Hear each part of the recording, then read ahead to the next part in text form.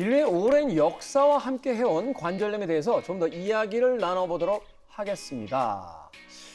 우리 조수, 네. 혹시 루시라는 인물에 대해서, 여성에 대해서 알고 계십니까? 아, 여성인가요? 좀 여성. 강아지 이름인가 했는데. 아닙니다. 여성입니다. 루시면은 외국인인가요? 외국인? 맞죠? 외국인은 맞는 것 같아요. 아, 루시. 아마 내 나이 또래의 분들이라면 그 TV에서 방송했던 왈가닥 루시를 기억하고 계실 텐데 처음 들어보죠? 처음 삐삐는 알아도 말갈량이 삐삐는 아는데 루시는 제가 처음 듣습니다. 말갈량이 삐삐 할머니 뻘쯤 되는 그렇죠. 인물이죠. 예. 근데 아마 이제 우리 탐정 K가 여기서 얘기할 때는 그 루시는 아닌 것 같고 그 루시 말고 제가 아는 루시가 한 명 더 있습니다. 이미 오래전에 사망했죠. 무려 300만 년 전에. 300만 년이요? 역시 닥터 P는 알고 계셨어요. 제가 말하는 루시도 바로 그 루시입니다.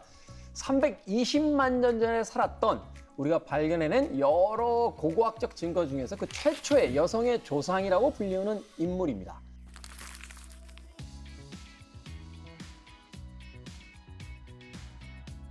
이 루시의 화석에서는요, 특별한 흔적이 하나 발견이 됐는데 바로 무릎뼈에서 나타난 변형이었습니다. 이것을 많은 과학자들은 바로 현대적 관절염의 흔적이다라고 이야기합니다. 그러니까 우리 초기 인류가 그때부터 이미 관절염을 알았다는 증거인데요. 이것은 인류가 직립보행을 하면서 우리 손은 자유를 얻었지만 대신 무릎은 큰 하중과 스트레스를 받으면서 관절염의 역사도 직립보행과 함께 시작된 거죠.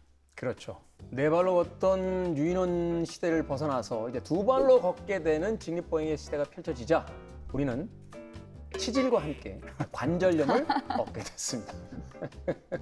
자, 앞서 말했듯이 관절염은 노화와 깊은 연관이 있기 때문에 어느 누구에게나 나타날 수 있는 질환인데요. 역사상 아무리 훌륭하고 위대하고 잘난 사람이라고 해도 결코 피해갈 수 없는 질환이었습니다. 조선의 왕들도 마찬가지였다고 합니다.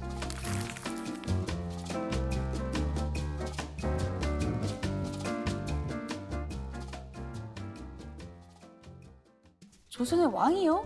아니 관절염은 관절을 많이 쓰는 사람한테 나타난다고 했는데 조선의 왕이면은 사실 관절 쓸 일이 많이 없지 않았을까요? 아니면 관절 댄스를 추셨나? 그렇죠. 아무래도 옆에서 뭐 내관이나 궁녀들이 뭐 하나부터 열까지 다 시중을 들었을 거고 주로 앉아 있거나 누워 있을 것 같은데 말이죠. 네. 그렇죠. 하지만 그 와중에도 관절염에 걸렸던 왕들이 있었다는 겁니다. 사실 실록을 살펴보면 조선의 왕들의 평균 수명이 그렇게 길지 않고요. 또한 건강까지도 그렇게 좋지 못했다 하는 사료들이 여기저기서 발견되고 있습니다. 영양 섭취는 일단 넘쳐났는데 운동은 부족하고 또 맨날 된다 안 된다 신하들 잔소리에 스트레스도 많았기 때문이죠. 우리가 사극을 보게 되면 듣게 되는 그 이야기 통촉하시옵소서. 아니되옵니다. 아니되옵니다. 자, 조선시대 27대 왕 중에서 관절염을 앓았다는 왕들 지금부터 하나하나 소개해드리도록 하겠습니다. 먼저 태종입니다.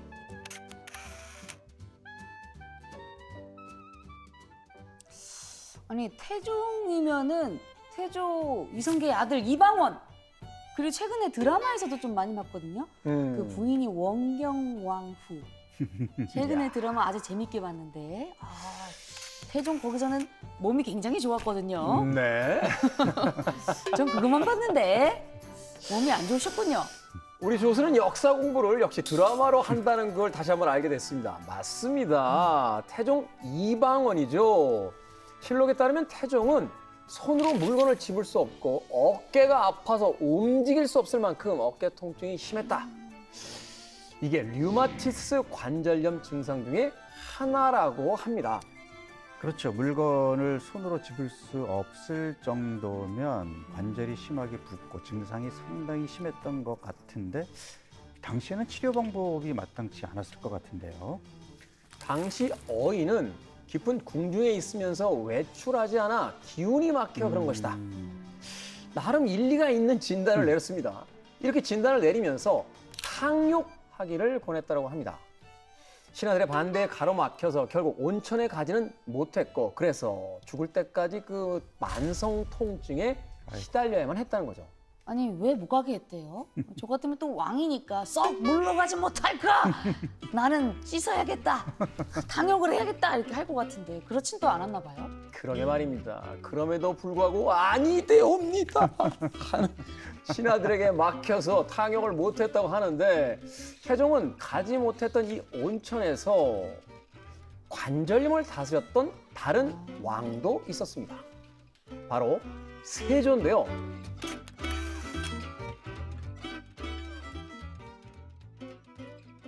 세조가 향년 50세에 승하했는데 그 전부터 관절염으로 고생했다라고 하는 기록이 남아있죠.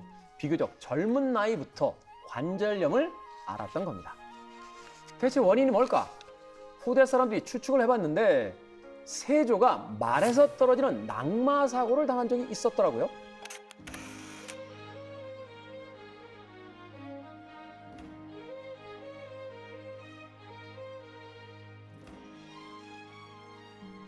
그럼 낙마했을 때 그때 관절에 충격이 많이 갔었을 수도 있겠네요. 그렇죠. 관절염의 이제 원인 중에 하나가 외상이거든요. 그러니까 뼈에 골절이 발생하거나 또는 연골에 손상이 가해지고 이게 반복될 경우에는 젊은 나이에도 퇴행성 관절염이 충분히 올 수 있죠. 세조가 젊은 시절 사냥도 즐기고 굉장히 활동적이었다고 하니까 뭐 어디까지나 추측이긴 합니다만 그럴듯한 논리적인 추론이 아닐까 생각해보게 됩니다. 어쨌거나 그렇게 관절염을 얻게 된 세조는 온천욕을 즐겼다고 합니다. 세조실록을 보면 임금이 중궁과 함께 온양 온천에 행차했다 이런 기록이 남아 있습니다. 부럽나요? 아니, 온천에 몸을 담그는 게 관절염에도 효과가 있나 봐요. 아니, 태종에게도 어이가 가라고 권했다고 했잖아요. 그 따뜻한 온천수가 아무래도 근육을 좀 이완시켜주고 좀 이렇게 관절도 좀 부드럽게 해주는 그런 효과가 있다 보니까 확실히 통증을 좀 완화시켜주는 그런 효과는 있는 것 같고요. 특히 온찜질 같은 경우는 요즘에도 관절염 환자들이 많이 사용하는 치료법이거든요.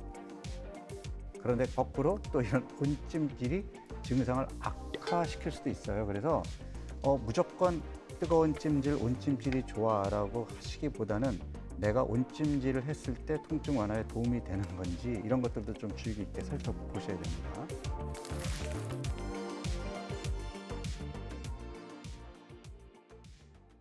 왕이야 언제든지 왕비랑 행차해서 온천욕을 할 수 있었겠지만 백성들은 그게 힘들잖아요.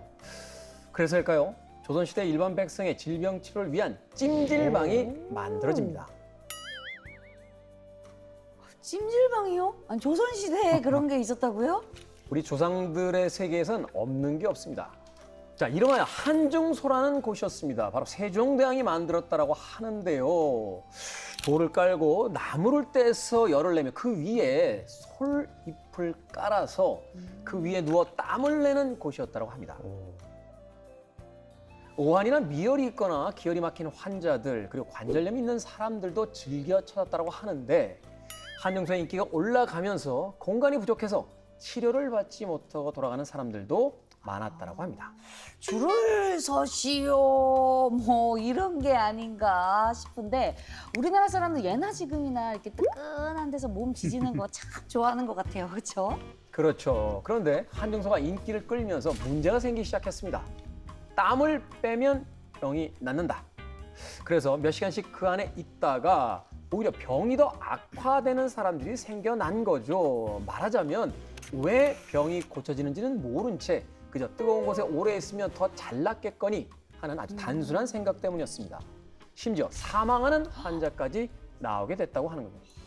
그 요즘도 사우나나 찜질방에 가면은 이제 주의사항이 붙어 있잖아요. 고혈압 같은 질환이 있거나 노약자들은 주의하세요. 이런 경고문이 있는데 옛날에는 그런 관리 기준이 딱히 없다 보니 그런 문제가 생겼나 보네요. 네. 자, 그래서 세종 제위 4년 이런 지시가 내려갑니다.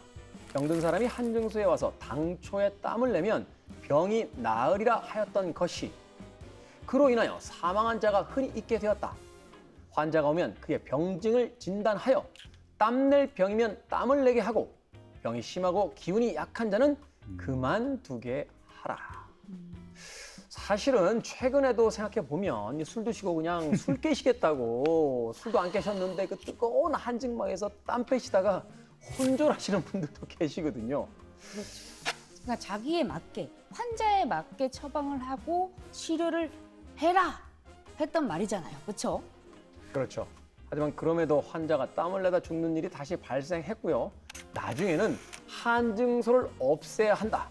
저하 한증소를 없애야 하나이다. 통촉하시옵소서 하는 신하들이 다시 등장하게 되는 거죠. 자, 아까 이 한증소를 설치했던 왕은 어느 왕이라고 했죠?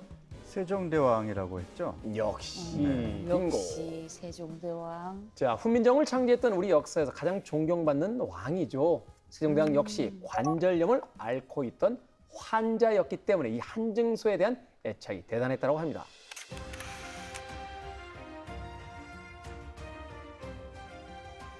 사실 세종대왕은 관절염뿐만이 아니라 요즘 당뇨라고 부르는 소갈증, 그리고 그 합병증으로 생긴 눈병, 여기에 요통, 중풍까지 여러 질환들을 달고 살았다고 하는데요. 그야말로 걸어다니는 종합병원이었던 셈입니다. 아, 세종대왕은 제가 정말 제일 좋아하는 왕오빠거든요. 왕오빠요? 왕오빠, 오빠라고 부르고 싶은 왕이었습니다. 네, 오빠 중에 왕이군요. 네. 아니, 그 뿌나 보셨어요? 뿌나? 뿌리 깊은 나무. 그 봤죠. 한석규 씨가 그 역할을 했잖아요. 아, 그거 보면서도 참 매력적인 왕 중에 한 분이다라는 생각이 들었거든요. 세종 오빠? 아니, 그렇게 늠름하고 훌륭하셨던 업적을 많이 남기셨던 분이 왜 그렇게 또 많이 아프셨을까요? 저도 드라마에서 그 한석규의 유명한 대사가 생각이 나는군요. 이런 썩. 자, 아픈 이유가 있긴 했습니다. 우리 조수가 실망할 것 같아서 좀 걱정되긴 합니다만 세종대왕은 사실은 비만 환자였습니다.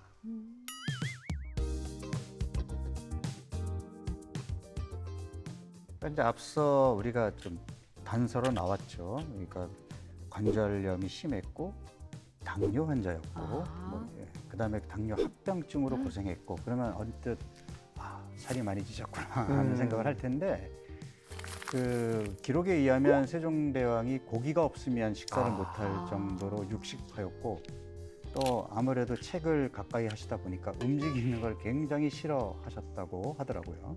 맞습니다. 오죽하면 아버지였던 태종이 세종대왕에게 이런 이야기를 했다라고 하죠. 주상은 사냥을 좋아하지 않지만 몸이 비중하지 않소. 마땅히 때때로 나와 놀면서 몸의 균형을 유지해야 합니다. 한마디로 현대어로 바꿔서 다시 이야기한다면 이런 겁니다. 야, 운동해. 너 뚱뚱해. 네, 육식을 즐겨하고 운동을 안 하고 또 한글을 창제하느라도 스트레스는 얼마나 많았을까요? 그러니까 당연한 얘기지만 뭐 다양한 질환에 노출될 수밖에 없는데 이제 관절염도 비만 때문에 생겼던 거고 또 운동 부족이 원래 있던 관절염을 더 악화시킨 셈이 된 거죠. 자, 이렇게 조선시대의 관절염은 임금과 백성을 가리지 않았습니다. 마땅한 치료법을 찾지 못하고 평생을 고통 속에서 살아야 했죠. 미리 예방하고 조기에 발견해서 치료할 수 있는 현대인들은 적어도 관절염에 있어서는 어쩌면 조선의 왕들보다 더 축복받은 존재일지도 모르겠습니다. 관절염에 대한 오늘의 이야기는 여기까지입니다.